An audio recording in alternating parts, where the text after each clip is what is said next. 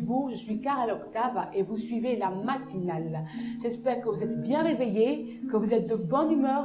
Et si ce n'est pas le cas, ne vous inquiétez pas. Nous allons bientôt rentrer dans la présence de Dieu. Et si vous disposez vos cœurs, c'est sûr que à la sortie de ce moment, vous aurez un cœur joyeux. Et aujourd'hui, pour nous conduire dans ce moment, nous recevons le docteur Jean Liga, accompagné de son pianiste Fortune Liga et du groupe Lagosi. Ne perdons pas de temps et disposons nos cœurs pour un moment d'adoration.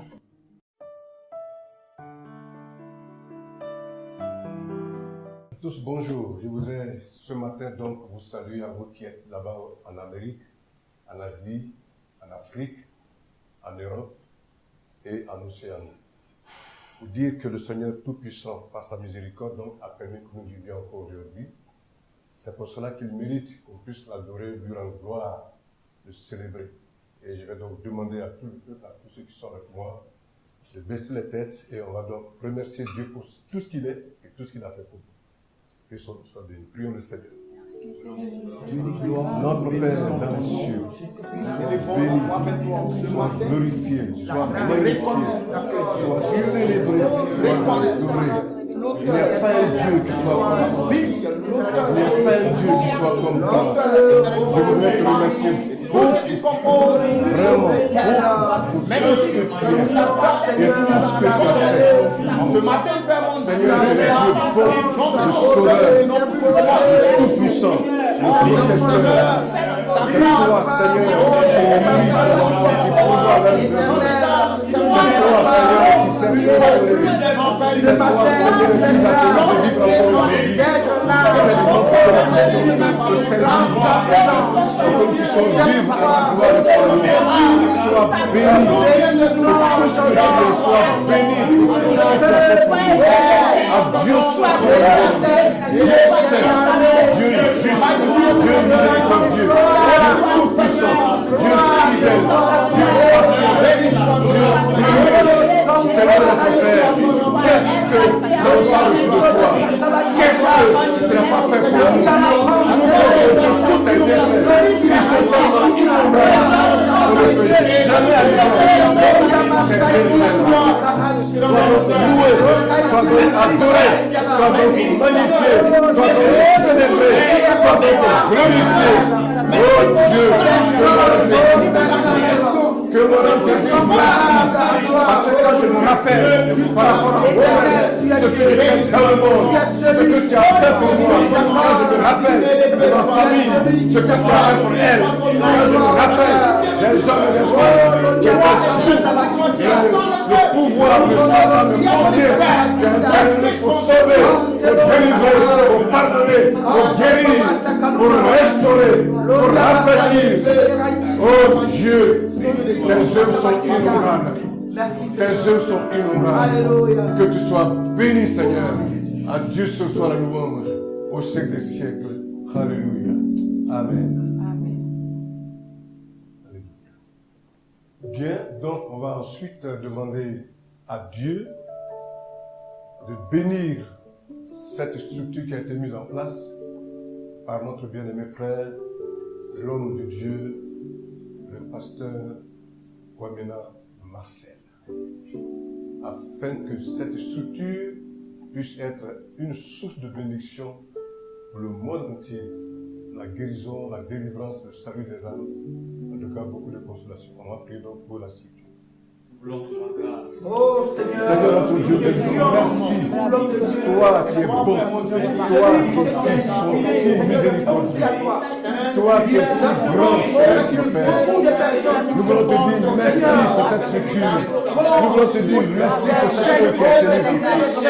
Nous voulons te dire merci pour cette chaîne. Oh Dieu, qu'elle soit davantage une source de bénédiction pour le monde entier, pour la délivrance, pour le salut, pour la guérison, pour la consolation. Seigneur, bénis ton serviteur Kwamena Marcel, que ta grâce soit avec lui davantage, que tu le protèges, que tu lui donnes davantage d'idées, de conseils, et qu'il nous donne davantage. Au nom de Jésus, bénis-le, lui, et toute son équipe, dans le nom puissant de Jésus. Oh Seigneur, sois loué, sois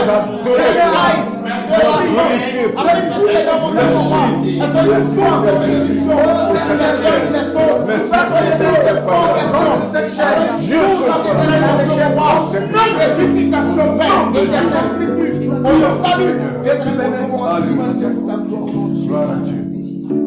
Merci Jésus. Oh, merci Seigneur pour ta grâce, merci pour ta présence, pour ton souffle de vie que tu renouvelles chaque matin. Frères et sœurs en Christ, nous ne pouvons rester dans ce moment, dans la présence de Dieu, sans recevoir la part que seul Dieu a prévue pour nous, qui est sa parole, la parole de Dieu, le pain de vie. Aujourd'hui, nous recevrons le pasteur Liga pour nous parler de l'amour divin. Disposons nos cœurs, disposons nos âmes, afin de recevoir ce pain de vie.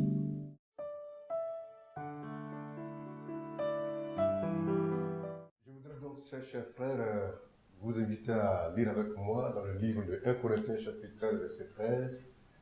Nous allons parler de ce thème très important, l'amour. Le verset 13 du chapitre 13 de 1 Corinthiens, et je lis.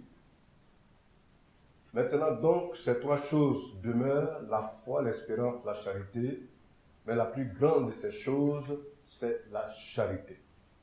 La plus grande de ces choses, c'est la charité. La charité, c'est l'amour qui donne. Et dans ce passage, l'apôtre Paul, donc, en parlant de l'amour, on sait que l'amour est divisé en trois parties. Il y a ce qu'on appelle Eros, c'est-à-dire l'amour charnel. Il y a ce qu'on appelle Philéo, l'amour, relation entre parents et enfants. Et puis il y a l'amour agapé. L'amour agapé, c'est l'amour divin. Cet amour-là, c'est celui-là qui vient de Dieu et qui dure. C'est un amour éternel, un amour vrai, un amour réel qui agit et qui fait beaucoup de bien. C'est par cet amour-là que Dieu nous a donc sauvés. Alors, Paul donc parle de trois éléments très importants. La foi avec laquelle nous sommes capables de faire beaucoup de choses. L'espérance nous fait penser à notre éternité auprès de Dieu dans le ciel de gloire. Et ensuite, l'amour qui fait partie de ces trois choses importantes pour lesquelles nous allons parler aujourd'hui. Paul dit que la chose la plus importante, c'est l'amour. Mais pourquoi? Parce que tout simplement, Dieu a créé le monde par amour.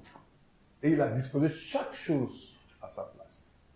Il a fait la terre, il a fait l'univers, il a créé l'homme, mais en attendant de créer l'homme, il a fait tout ce qui était nécessaire, les eaux, la verdure, en tout cas tout, pour que l'homme soit heureux. Il a permis que l'homme, en le créant, il le crée avec sa tête, les membres et tout ce qui est utile pour qu'il puisse être heureux, une certaine harmonie dans son propre corps. Il a créé l'air pour qu'on puisse respirer, l'eau pour qu'on puisse boire, puis faire tout ce qui est nécessaire. Dieu a fait tout de manière parfaite et il a fait avec amour. C'est un Dieu d'amour. Ensuite, Dieu a permis qu'avec amour, le monde soit sauvé. Le monde qui était perdu, le monde qui est, disons, perdu, le monde qui a perdu sa place dans le jardin d'Éden, dans le paradis, dans cette gloire de Dieu, eh bien, ce monde-là soit racheté grâce à Dieu, mais par son amour. Et c'est pour ça qu'il dit, il est écrit, Dieu a tellement aimé le monde qu'il a donné son Fils unique, Jésus, afin que celui qui croit en lui ne périsse point, mais qu'il ait la vie éternelle. Donc, rappelez-vous bien de cette phrase-là, Dieu a tellement aimé le monde. Donc, c'est par amour que Dieu, encore une fois de plus, au nom de Jésus-Christ, nous sauve. Donc, l'amour est un élément très important que le chrétien ne doit pas négliger. Le monde entier ne doit pas négliger ça. Mais particulièrement le chrétien ne doit pas négliger ça. Eh bien, quand l'homme et la femme doivent se marier, ils commencent par les sentiments d'amour. Donc, l'amour est un élément important dans la vie des êtres humains. Alors, chers amis, je voudrais vous dire simplement que quand quelqu'un n'arrive pas à aimer, eh bien, il dévie. Pour ne pas dire, il n'est plus dans la vision de Dieu. Celui qui n'arrive pas à aimer, celui qui ne peut pas aimer son prochain, eh bien, celui-là, carrément, il n'est plus dans la vision de Jésus-Christ. Parce que Dieu est amour. Et le monde entier a été sauvé, pour ne pas dire que Jésus s'est donné pour l'humanité tout entière, avec amour. Donc, vous ne pouvez pas vivre sur la terre ici, et puis ne pas être empreint d'amour. et particulièrement le chrétien. Parce que quand on accepte Jésus, eh bien, la première des choses que Dieu met en nous, ce sont ses sentiments d'amour. Les sentiments d'amour. Nous avons la foi, c'est vrai, mais c'est les sentiments d'amour. Alors quand vous n'avez pas l'amour, ça veut dire que vous n'avez pas reçu Jésus. Quand vous ne pouvez pas aimer votre prochain, ça veut dire que vous n'avez pas reçu Jésus. Et celui qui ne peut pas arriver à aimer son ami, son prochain, celui-là donc, il est hors la loi. C'est-à-dire qu'il a dévié carrément. Il n'est plus dans la vision de Dieu. Parce que c'est pour l'homme que Jésus s'est dépouillé de sa gloire dans le ciel, en venant sur la terre des hommes, pour dire que l'homme est très important. L'homme a été créé à l'image de Dieu. Donc il coûte cher à Dieu. Et cette image de Dieu-là, il veut la sauver à tout prix dans l'homme. C'est pour ça que quand un pécheur se convertit, dans le ciel, il y a une ébullition. Dieu et les anges sont heureux. Et c'est une grande joie dans le ciel de gloire. À cause du salut de l'homme. Donc, chers amis, je vous dis qu'aujourd'hui encore, Jésus nous aime d'un amour incroyable. Jésus nous aime d'un amour incomparable, incroyable. Et pourtant vrai. Alors c'est pour cela que je vous prie, eh bien, de vous aimer les uns les autres. Il faut que nous nous aimions les uns les autres. Le Seigneur Jésus-Christ a dit ceci, qu'on vous reconnaîtra comme mes disciples si vous aimez les uns les autres. Et l'apôtre Jean a dit, comment est-ce que tu peux dire que tu aimes Dieu alors que tu n'aimes pas ton frère? Celui qui n'aime pas son frère est un menteur quand il dit qu'il aime Dieu. C'est pourquoi, chers amis, je vous invite ce matin à comprendre que l'amour est essentiel dans la vie du chrétien. Et quand on aime, on ne se venge pas. Quand on aime, on pardonne facilement. Quand on aime, on pense aux autres, on se met à leur place. Quand on aime, on est rempli de compassion. Le Christ, à la croix du calvaire, il souffrait d'une souffrance exagérée. Il a souffert avec des clous dans les mains, les clous dans les pieds. Mais malgré tout ça, le Seigneur Jésus a dit, Père, pardonne-leur car ils ne savent pas ce qu'ils font. Malgré le fait qu'il souffrait, une souffrance atroce, mais il dit, Père, pardonne-leur car ils ne savent point ce qu'ils font. Donc, le chrétien, même si quelqu'un te fait du mal, même si quelqu'un te fait souffrir, même si quelqu'un te fait passer des situations terribles, qui sont aussi graves comme tu puisses le penser, sache que c'est pas ce qu'il fait qui est important. Mais, ce qui est important à tes yeux, c'est le fait que il ne sait pas ce qu'il fait. C'est comme ça que tu dois penser. C'est comme ça que Jésus a pensé.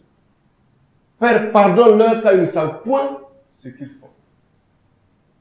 À partir du moment où tu penses que celui qui agit comme ça ne sait pas ce qu'il fait, il y a plus de facilité à pardonner. Pourquoi? Parce que s'il était conscient que ce qu'il fait l'amène en enfer, que c'est dangereux pour lui, qu'il y a une malédiction éternelle sur sa personne, il n'allait pas le faire. Mais parce qu'il n'est pas conscient de cela, il agit de cette manière. Donc, toi qui es chrétien et qui as accepté Jésus, toi qui as été délivré de la puissance de Satan, toi qui as été délivré de la puissance du péché, toi qui as été délivré de la puissance de ce monde-là, alors tu es devenu une autre personne. Car quand on est en Christ, il est une nouvelle créature. Il est une nouvelle créature. Et les choses anciennes sont passées, voici que toutes choses sont devenues nouvelles. Et comme tout est devenu nouveau en toi, donc à la fin de la haine, c'est l'amour. À la place de la vengeance, c'est la tolérance. À cause de ces vertus, à cause de ces grâces, ces sentiments qui sont en toi, qui sont nobles et positifs, tu dois donc agir positivement selon l'esprit de Jésus. Et la Bible dit que celui qui n'a pas l'esprit de Christ ne lui appartient pas. Or, l'esprit de Christ, c'est l'amour. C'est pour ça qu'il dit qu'on vous reconnaîtra comme mes disciples si vous aimez les uns les autres. Il faudrait que les uns et les autres le sachent et l'apprennent. Chers amis, il y a eu des hommes qui m'ont fait beaucoup de mal. Des hommes et des femmes qui m'ont trahi, qui m'ont méprisé, qui m'ont fait tellement de mal. Mais à la place, je leur ai fait du bien. J'ai bien parlé d'eux. C'est-à-dire qu'il y a des choses qu'ils ont faites, c'est vrai. Mais il y a aussi d'autres qualités qu'ils avaient accomplies. Donc ces qualités-là, c'est de ça que j'ai parlé. En leur faveur aux autres.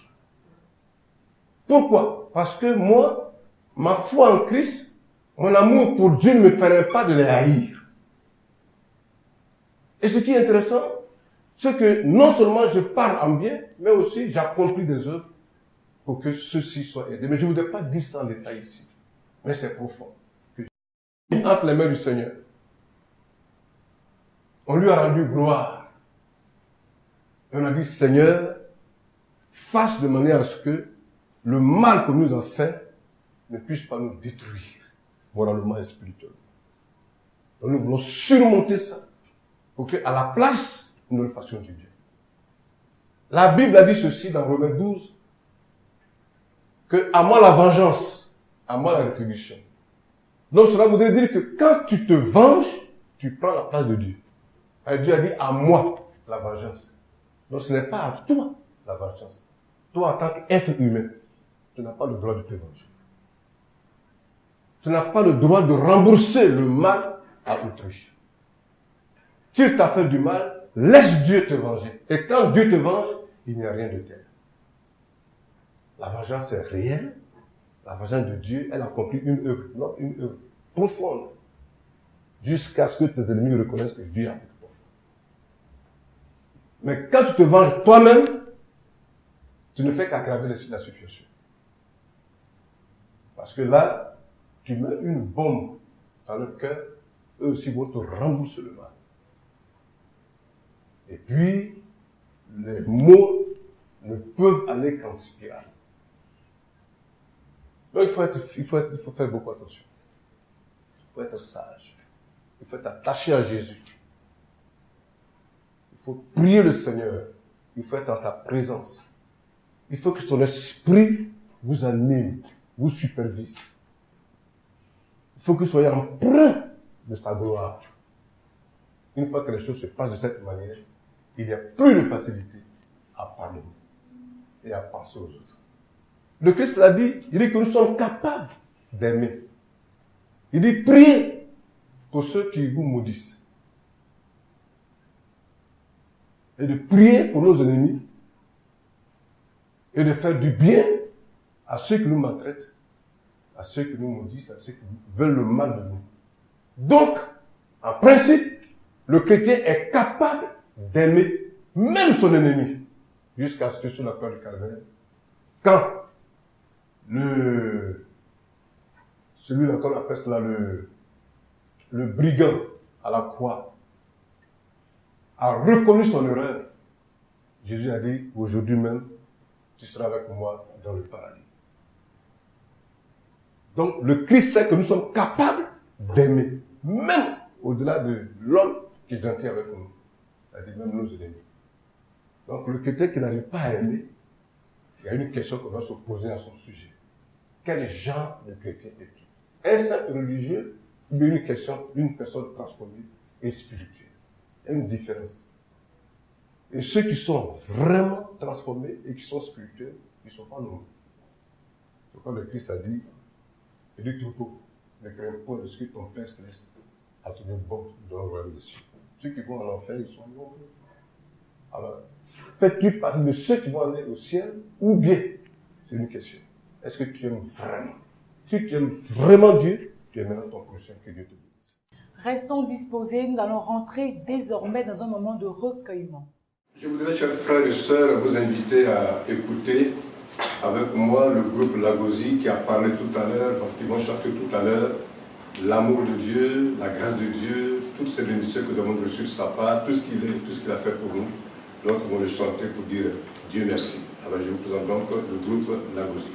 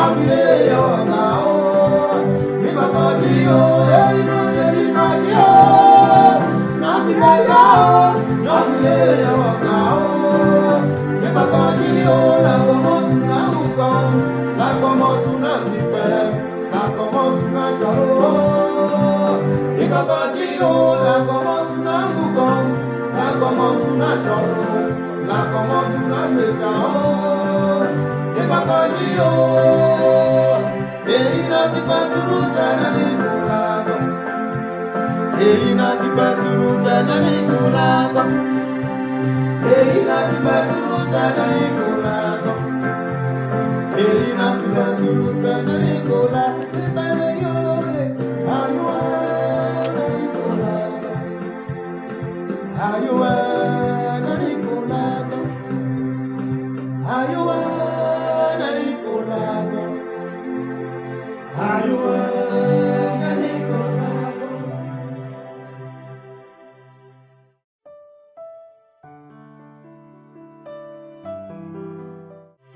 merci beaucoup. On va donc nous vaquer tout de suite à la prière parce que ce Dieu-là, ce qu'il a fait pour nous, ce qu'il est pour nous, est costaud.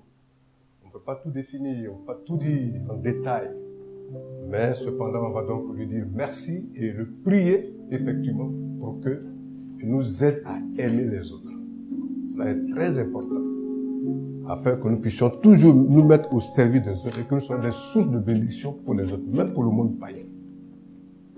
Que Dieu nous bénisse. Prions le Seigneur.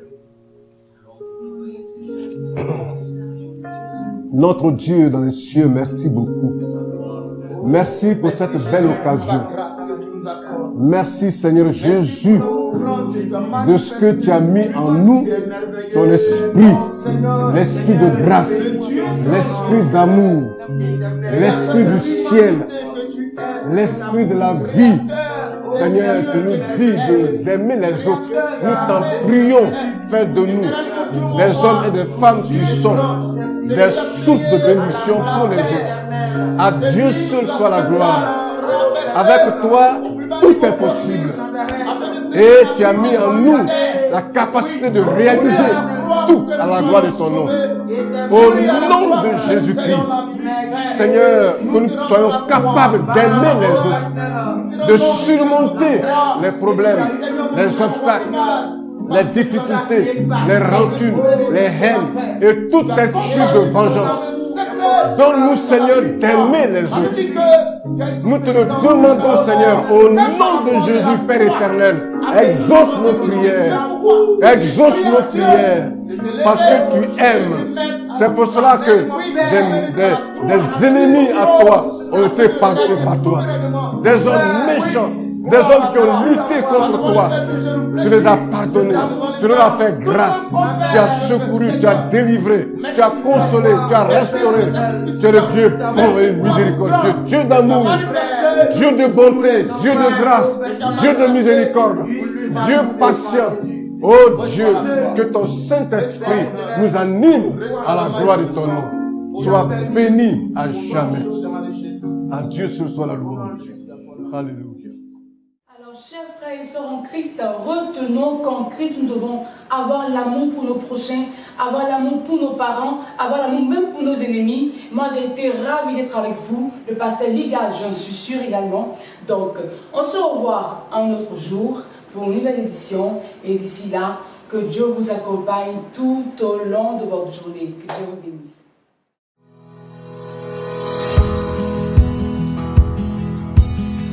Preview.